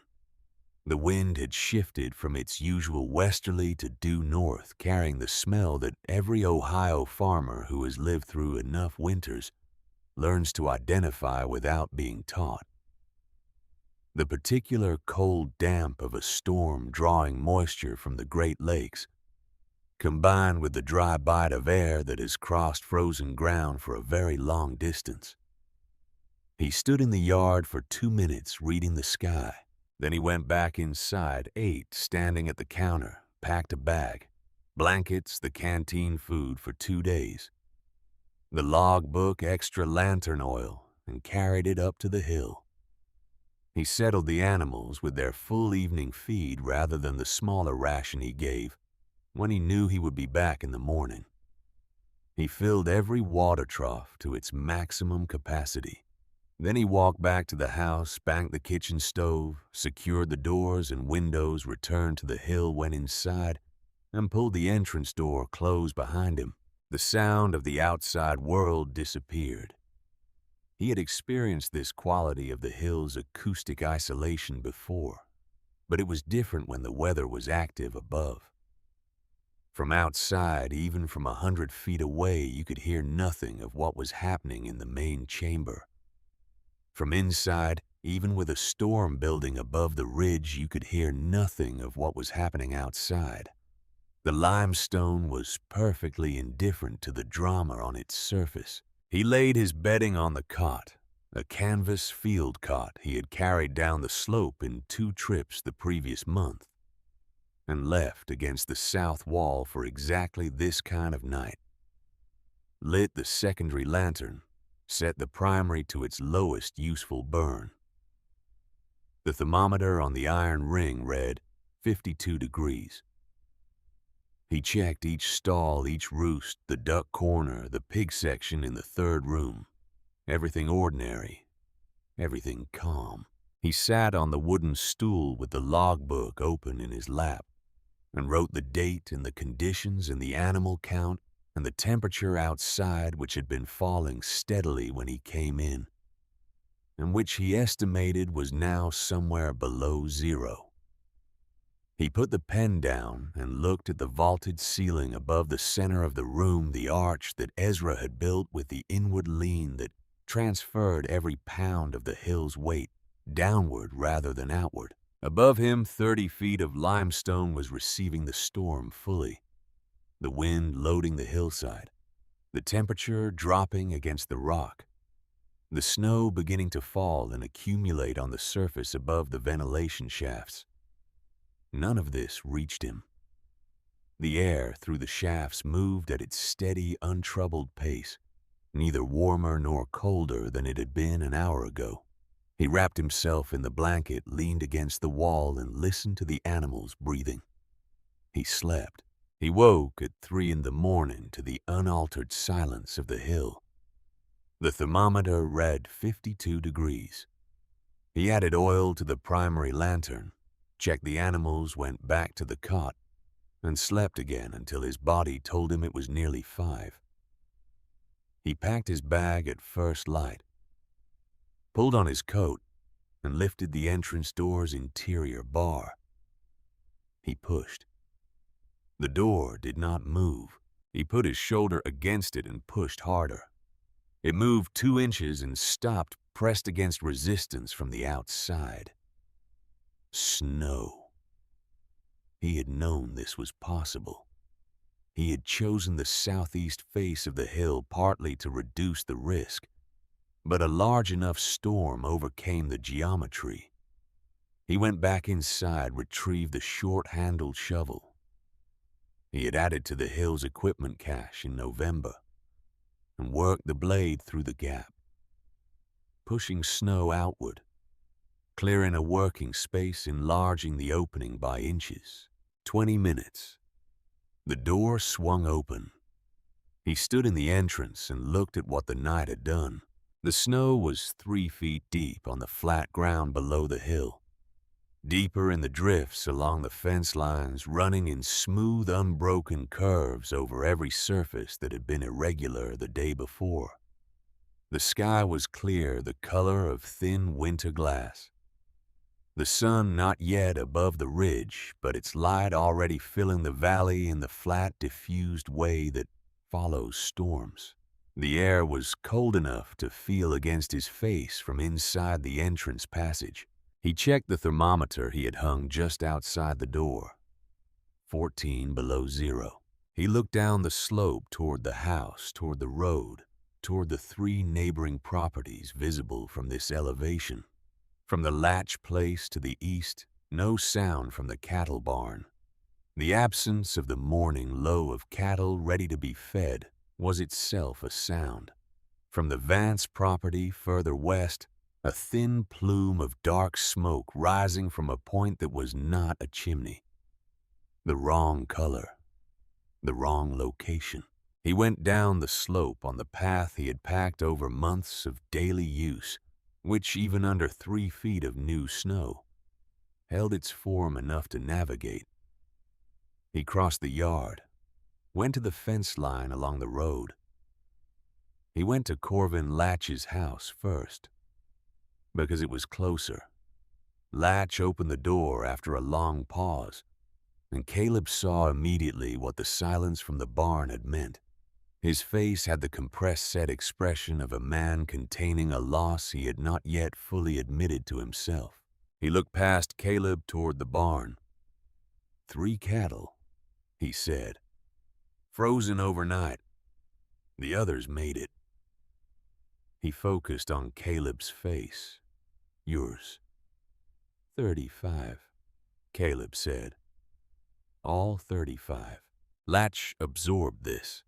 He looked at the hill above Caleb's house, then back at him. He had known since fall in the general way the county had come to know that Caleb was keeping animals somewhere on that property. He had not until this moment understood what that meant in specific terms on a night when the temperature had gone to 14 below. 35, he said again in the tone people use when a number means more than the number. Caleb nodded once. Then he went back to the road and drove east to check the neighboring properties. 2 of them had losses, one significant, a barn wall that had partially collapsed under snow load, taking 4 animals. One minor, 2 older sheep that had not been brought inside early enough. The third farm's animals had survived in a stone outbuilding solid enough to hold. He drove back west past his own property and continued to the Vance place. The dark smoke had resolved into its source, a secondary shed along the north edge of Vance's yard, a small frame structure that had caught fire from an overloaded stove and been put out before it spread. But the shed was a loss. Vance's main cattle barn, a large timber frame structure on the west side of the property, had lost its east hay storage addition to the snow load. The cattle in the main section had survived. The hay loss was significant. Vance was in the yard when Caleb arrived, standing with 2 hired men surveying the damage with the steady expression of a man calculating what can be recovered and what cannot. He saw Caleb come in and walk to the fence line.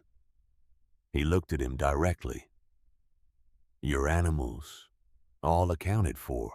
Vance said nothing for a moment. He looked at the collapsed hay addition, then at the scorched shed wall, then back at Caleb. Something in the set of his face had shifted from the man who had stood at the agricultural fair and used civic language as a weapon. That man had required an audience and a prepared script. This man was standing in his own yard, in 14 below cold, looking at what a single night had cost him. "You have enough hay for the rest of winter?" Caleb asked. "Short. 20% short, maybe. Depends on how long this cold holds." He paused. "I have stores on the east property I can move. It will cost time. If you need it before you can move it, I have surplus," Caleb said. He said it without framing it as generosity the way he stated temperatures and feed ratios. A fact offered for use. "I overstored for the first winter. Precaution." Vance looked at him for a long moment. Something in his face shifted. Not a dramatic movement. Just the slight change of a man recalibrating the distance between what he had expected from someone and what they had just done. "I'll let you know," he said. It was not effusive. It was not required to be. Caleb drove back to his property, unhitched Porter at the lean-to, forked his hay, gave him extra water. Then he walked up to the hill and stood in the main chamber, in the 52-degree air, with his coat still on. He had offered Vance hay.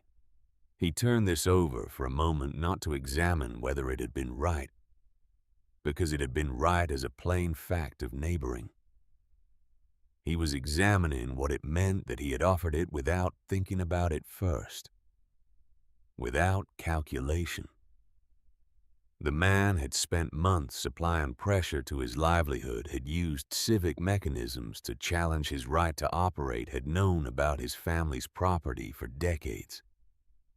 Through a story of grievance passed down like an heirloom, he had offered him hay. He wrote in the logbook not as a lesson, not as a conclusion, but as a thing that had simply become clear. Some things you inherit are worth keeping. Some are worth setting down. Neither Vance nor I invented the ones we were given. 3 days after the storm on the 9th of January, Vance came alone.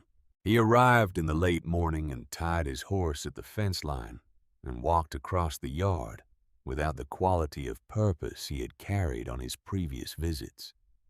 He stopped at the east fence, the one Caleb had repaired in the fall, and put his hand on the top rail and looked at the hill. He stood there for a moment without speaking. "I owe you a direct conversation," he said finally. His voice had a different quality than it had carried at the fair or on his earlier visits. Not softer exactly, but stripped of the civic performance. Something underneath the practiced tone that had been there a long time. Caleb set down the wire stretcher he had been using and waited. "My father's name was Conrad Vance," Vance said. He kept his eyes on the hill while he talked. "He came to this county in 1851. He took the land to the west of yours by claim the year before your great-grandfather arrived." A pause. "When Ezra Harrow started building in that hill, this was 1858, 1859. My father watched him work. Conrad understood what Ezra was doing. He had seen hill shelters in the limestone country further east. He knew what they were for." He was quiet for a moment. He went to Ezra and asked if they could work together. Share the structure. Share the cost. Ezra said no. His hand tightened slightly on the fence rail. Didn't give reasons, just no. My father spent the rest of his life believing that structure should have been shared. He told me about it when I was young the way you tell a child, about an injustice you want them to carry. I inherited the belief along with the land. He looked at Caleb for the first time since he had started talking. I thought if I owned the property, I would have what my father was denied. I did not think through what that meant about the person already living there. The air between them was still. Somewhere up on the cedar ridge a crow called once, and then was quiet. "I knew your grandfather," Vance continued. "Edmund was a fair man. I let myself believe the land mattered more than the person, because it was easier." He took his hand off the fence rail. "That was the wrong way to think about it. I have known that for a while. I needed to say it out loud." Caleb looked at him for a long moment. "Ezra Harrow built that structure alone," he said. 3 years. Every stone by hand. Whatever your father wanted from that hill, he did not earn any part of it." He held the next sentence until he was sure of it. "But you did not build what your father built. So you do not carry what he owed. You carry what you have done yourself." Vance stood there another moment. Then he put his hat back on, turned, and walked to his horse. He mounted without hurrying, took the reins, and rode west along the road. He did not look back. Caleb picked up the wire stretcher and went back to the fence. He worked for another hour until the east line was tight, from the road to the creek bend. Every post solid, every wire tensioned. Then he walked up to the hill, went inside, and moved through the main chamber the way he had learned to move through it over months of daily entry. Not inspecting, just present. The older doe was at the water trough. Jasper the Weather was lying in his stall with the philosophical composure he brought to every situation. Wren was pressed against the pen partition, watching the goats with the alert patience of a young animal, still learning what the world is made of. Caleb sat down on the wooden stool. The thermometer on the iron ring read 56 degrees.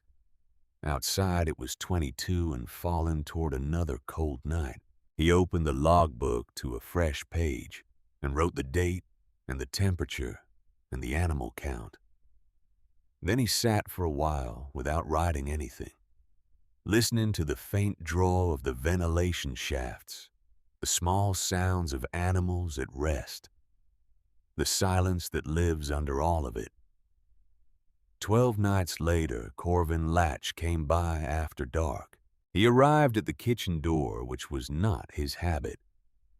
His social calls had always come in the morning, a pattern established over 40 years of knowing Edmund. And an evening visit meant something specific was being delivered. Caleb poured him coffee without being asked. Latch took it and sat at the kitchen table and wrapped both hands around the cup and looked at it for a moment before he spoke. "There is something I should have told you before you started whatever you have been doing up on that hill," he said. "Your grandfather knew about the structure. He had been inside it." He looked at the table. "He told me once, this was maybe 1871, 12 years ago, that he had gone in to check it after the spring rains. Make sure it had not taken water. He said it was the finest piece of stonework he had ever seen. Said his father had built something that would outlast everything else on the property." Caleb set his own cup down. "He never told me." "No."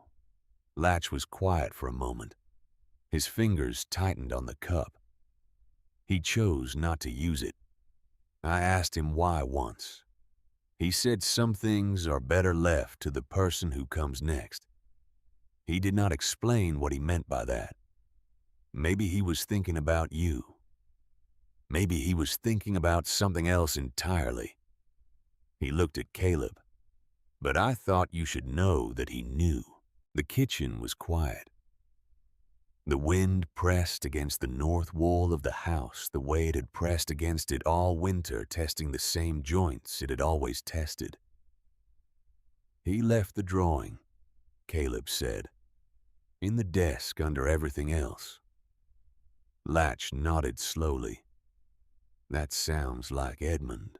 After Latch left, Caleb sat at the table for a long time without moving. He thought about Edmund walking up the hill in 1871, opening the door, going inside alone in whatever lantern light he had carried, running his hands along the walls, the way Caleb had run his hands along them in the dark. Coming back down, never rebuilding the barn that burned 5 years later, never selling the land through all the lean years that followed, leaving the drawing in the bottom of the desk drawer, under the deed, under the will where it would only be found after everything else was removed.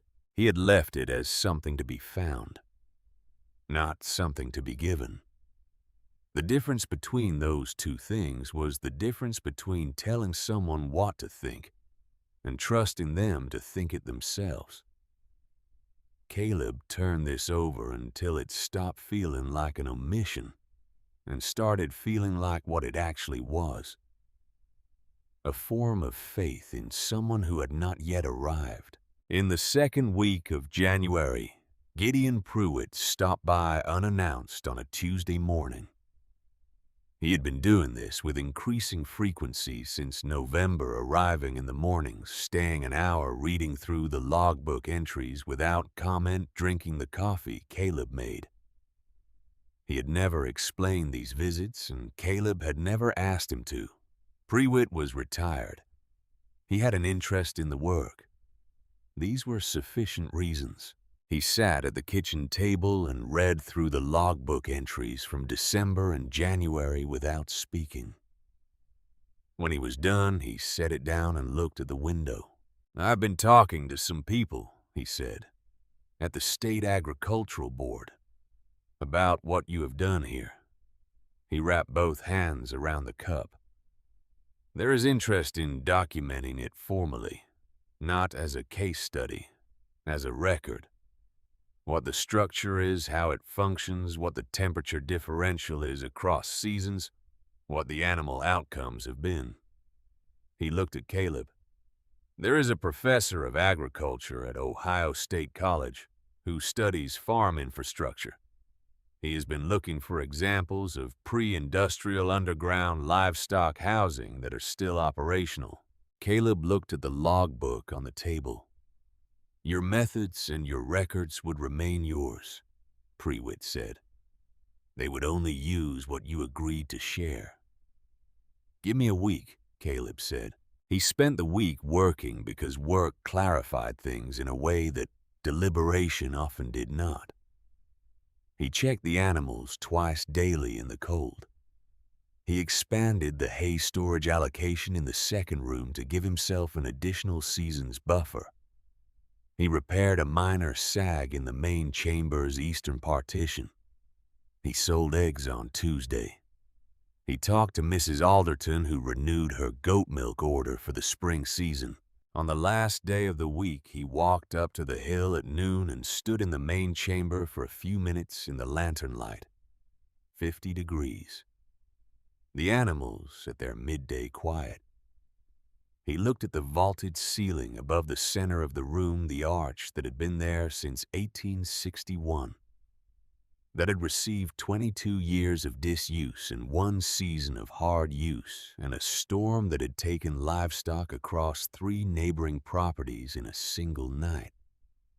Nothing had moved. He went back down to the house, wrote a 1-paragraph reply to Prewitt, and left it with the outgoing mail. Then he sat at the kitchen table with the logbook open to a blank page and wrote the entry for the day. January 19th, 1884. Main chamber, 50 degrees. All animals present. All in good health. No incidents. Logbook entry count since March 1883. 304. He looked at that number for a moment. 304 consecutive days of records, starting from the evening he had carried 3 goats up the slope and watched them settle in a lit stone room that nobody else knew existed. 35 animals, now not 3. The third room operational behind 5 oak posts, seated on limestone pads. The second room storing 2 full seasons of hay in alcoves cut from bedrock. The ventilation shafts moving air through stone the way they had moved air through stone since 1861. Indifferent to the seasons above them, he closed the logbook and capped the pen. Through the north window he could see the hill, its surface carrying the last of the January snow in the hollows where the sun had not reached. The entrance was invisible from the house, which was exactly how Ezra had intended it when he positioned it on the southeast face, sheltered from prevailing storms, obscured by the wild rose that had been growing across that section of wall for decades before Caleb was born. Nothing from the road, nothing from the yard, nothing from any neighboring fence line, just the hill holding its shape and its temperature, and its silence holding everything inside it with the patient permanence of stone that has had a very long time to decide what it is. He put on his coat, picked up the logbook, and went out through the back door into the cold January afternoon. His boots found the packed track below the new snow, without his needing to look down the way they had found it every morning for 300 days. The path itself had become a record of how many times he had made this choice each morning in every weather without it feeling like a choice at all. Just the next thing, the necessary thing, the only thing that made any sense. He walked up toward the hill and the door was there where it had always been set into the stone, waiting the way things wait when they were built to last.